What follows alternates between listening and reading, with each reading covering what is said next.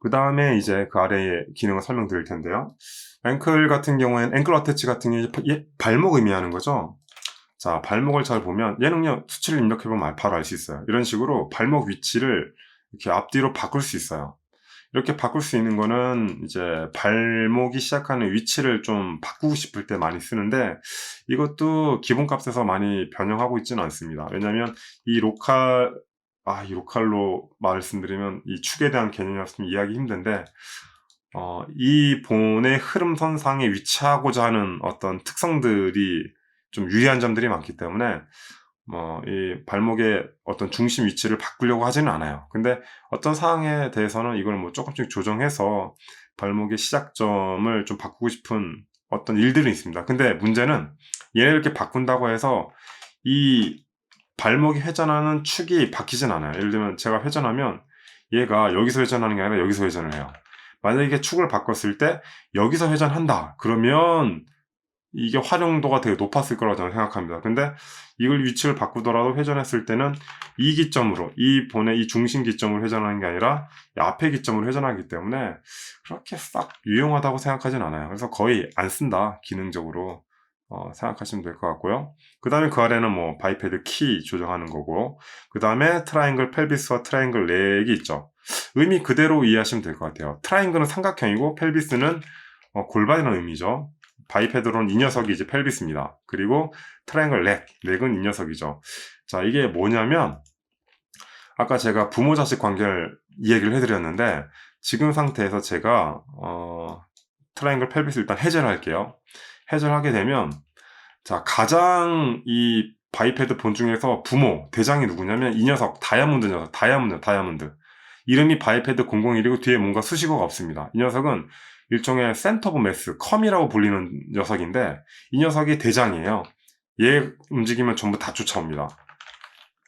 그 다음에 얘 바로 자식이 펠비스예요. 펠비스는 위아래 좌우 이렇게 움직일 수 없어요. 위아래 좌우 움직일 수 있는 거는 오로지 센터 오브 매스고요. 그 다음부터는 모든 관절이 회전으로 움직인다고 생각하면 될 것 같아요. 예를 들면 바이패드 손을 이렇게 뷰포트 이렇게 위아래 좌우로 움직이지 않느냐라고 하는데, 이거는 바이패드이기 때문에 그래요. 본으로 하면 이렇게 움직일 수 없어요. 특별한 셋업을 하지 않는 이상.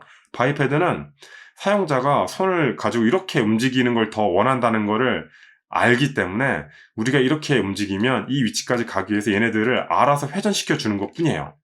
즉 우리가 위치 이동으로 이렇게 움직였지만 이 이동도 어차피 얘 회전하고 얘 회전이잖아요. 그래서 그거를 자동으로 만들어 준 거예요. 얼마나 빨리 작업할 수 있겠습니까? 네. 그런 측면으로 이해하시면 되고, 모든 바이패드 보는 센터 오브 매스, 이 다이아몬드 빼고는 다 회전으로 움직인다는 거. 네, 그렇게 이해해 주시면 될 것 같습니다. 자, 그렇게 이해했을 경우에 이제 트라이앵글 펠비스의 이제 관념이 제대로 이해될 수 있어요. 자, 센터 오브 매스의 자식은 바로 펠비스고, 펠비스의 자식은 3개가 있어요. 3개. 처음에 이제 스파인 요거, 그냥 스파인, 그 다음에 오른쪽 허벅지, 왼쪽 허벅지, 이렇게 3녀석이 동시에 이 펠비스의 자식이에요. 페이지 다운 누르면 이렇게 돼요. 만약 꼬리가 있으면 꼬리도 자식이죠. 근데 제가 만약에 이 트라이앵글 펠비스를 키잖아요. 그러면은 이 펠비스의 자식이 스파인으로 바뀌어요. 즉 다리가 바로 연결되는 자식이 아니라 스파인이 자식이고, 스파인 아래에 그 스파인 2와 이렇게 이제 다리들이 붙게 됩니다. 이렇게 하는 이유가 뭐냐면 상하체 분리 때문에 그래요. 가장 큰 이유가. 즉 상체와 하체를 분리해서 뛰는 도중에 내가 만든 새로운 어떤 상체 애니메이션을 넣고 싶다던가 뭐 이런 기법들을 쓸 때 이 트라이앵글 펠비스가 상당히 유용하죠. 일단 대부분 상하체 분리하는 게임들은 뭐 이렇게 트라이앵글 펠비스를 끈 상태로 많이 하긴 합니다. 자, 아무튼 뭐 링크 구조 관계 선상에서 트라이앵글 펠비스를 설명하고 있기 때문에 이 자세한 사항은 또 나중에 기회가 되면 더 설명을 드릴게요. 그 외 트라이앵글 넥도 똑같은 역할이에요. 예를 들면 이게 꺼져 있으면, 자, 스파인 2의 자식은 목입니다. 목. 그리고 목의 자식이 머리와 어깨예요. 즉 스파인 다음에 목이고, 목 다음에 얘네 머리의 양쪽 어깨가 이 목의 자식인 거예요. 근데 이거를 체크를 하면 이제 링크 구조 어떻게 바뀌냐면 짠 이렇게 돼요. 스파인 아래 목도 자식이지만 동시에 이 양쪽 어깨도 자식으로 바뀌는 거예요. 그래서 어떤 링크 구조가 게임 애니메이션을 할 때 좀 편한가, 좀 셋업할 때 편한가에 따라서 이 트라이앵글 넥과 트라이앵글 펠비스는 그 상태에 따라서 각각 다르게 쓰여질 수 있습니다. 자, 그 다음에 설명드릴 부분들은 이제 트위스트 링크와 이 엑스트라인데요. 자, 트위스트 링크는 제가 그 캐릭터 셋업을 할 때 필연적으로 설명드릴 수밖에 없을 거예요. 그때 설명하는 것으로 하고 얘는 넘어갈게요. 왜냐면 얘도 되게 중요해요. 지금 설명을 해도 목적성을 설명하기 어렵기 때문에 직접 이제 리깅 할 때 이 트위스트에 대한 것들을 같이 설명드릴 거고, 자, 이 엑스트라본은 뭐냐면 바이패드만으로 표현할 수 없는 녀석들이 있어요. 캐릭터상. 그런 것들은 이제 대부분 본을 이렇게 연결합니다. 이렇게 본을 만들어가지고 이렇게 만들어가지고 대충 본을 근처에 이렇게 위치하게 한 다음에 링크로 이렇게 연결해가지고 추가적으로 이렇게 어깨 움직이면 이런 식으로, 그래서 바이패드만으로 할 수 없는 것들을 다 이런 부가적인 본을 써서 연결해서 이제 최종적인 리깅도 하고 애니메이션 했는데, 이렇게 하면 단점이 있어요. 바이패드만 가지고 쓸 수 있는 어떤 기능들이 있는데 그 기능들이 본까지 영향을 주진 않아요. 그러니까 뭔가 저장할 때도 본 따로 바이패드 따로 저장을 해야 되고, 또 뭔가 카피 페이스트 붙여넣기 할 때도 본 따로 바이패드 따로 해야 되기 때문에 뭔가 같이 쓰긴 쓰지만 좀 끊어진 느낌이 있습니다.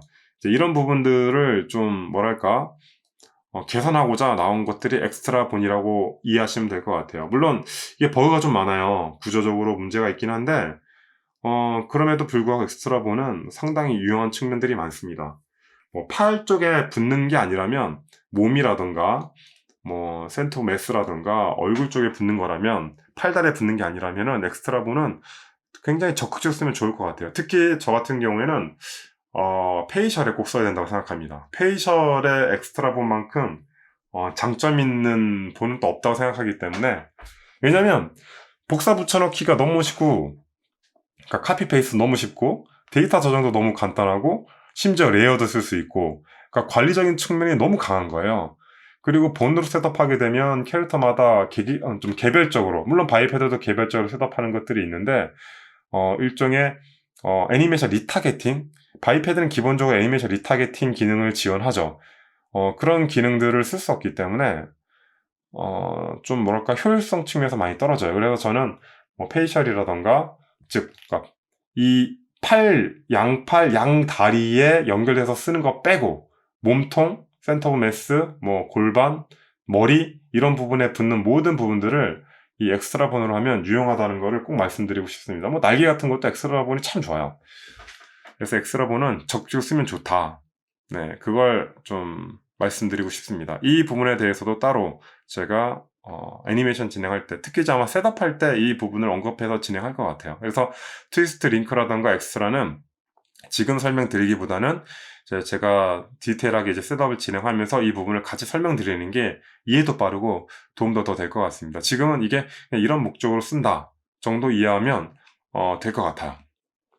자, 바이패드 구조에 대해서 설명하느라 이렇게 많은 시간을 썼는데, 이제 다음에는 이제 바이패드 구조 말고 이제 애니메이션 기능적으로 설명을 다 드릴 겁니다. 실제 기능이 굉장히 많기 때문에 기능 설명만 하더라도 많은 시간을 쓸 것 같아요. 자, 지금 여기 보면 모션 탭 선택했죠. 지금 피규어 모드 해제하면 아래 옵션이 바뀐다고 말씀드렸습니다. 선택했을 땐 피규어 모드고요. 지금은 제가 이제 피규어 모드 상태에서 이제 이 스트럭처에 있는 내용을 뭐가 어떤 걸 담고 있는지, 또 어떻게 쓰는 건지, 이 개수는 어떻게 제어하는 건지, 의미가 뭔지 이런 부분을 이제 말씀드린 것 같아요. 그래서 피규어 모드에서 뭔가 이런 구성을 다 했다 그러면 얘를 이제 저장할 수 있어요. 저장 부분에 대한 관점까지만 설명하고 이번 강의는 좀 줄여야 될 것 같습니다. 꽤 많은 시간을 썼기 때문에. 자, 여기 보면 세이브 파일이 있어요. 여긴 당연히 옆에 건 로드죠. 아이콘적으로 세이브 로드죠. 자, 이게 되게 중요한 게 피규어 모드 상태라는 건 얘를 클릭했을 때입니다. 이 상태를 갖다 대면 피규어 모드라고 되어 있죠. 저는 이 피규어 모드가 클릭되는 상태를 피규어 모드 상태라고 부를 겁니다. 이 상태에 있을 때 세이브와 로드와 이게 풀려졌을 때 세이브 로드가 달라요. 예를 들면 켰을 때 세이브 누르면 여기 확장자가 FIG죠. 근데 껐을 때 누르면 확장자가 BIP로 바뀝니다. 즉 완전히 다르다는 거예요. 즉 피규어 모드 상태의 데이터와 껐을 때의 데이터가 완전히 다른 거예요. 피규어 모드는 말 그대로 골격 구조, 생긴 모습, 그걸 저장하는 것이고요. 그리고 그걸 편집하는 것이고요. 이걸 끄게 되면 그런 골격 구조랑 상관없이 애니메이션, 애니메이션 하는, 즉 위치 이동과 회전을 하는 그런 정보 위주의 형태라고 이해를 하면 될 것 같습니다. 지금 설명드린 건 이제 피규어몬 상태죠. 이 상태에서 어느 구성 요소를 다 끝냈다면 저장해서 갖고 있는 것도 중요합니다. 다음엔 아마 껐을 때랑 또 나머지 어사인 컨트롤러, 바이패드 앱스, 트랙 셀렉션 이런 부분들 이제 잔뜩 설명드릴 텐데, 오늘은 이제 제가 설명드린 구조라던가 또는 이제 세이브 할 때 좀 다르다, 그 정도만 이해하시면 여러 가지로 의미 있는 시간이 될 것 같습니다.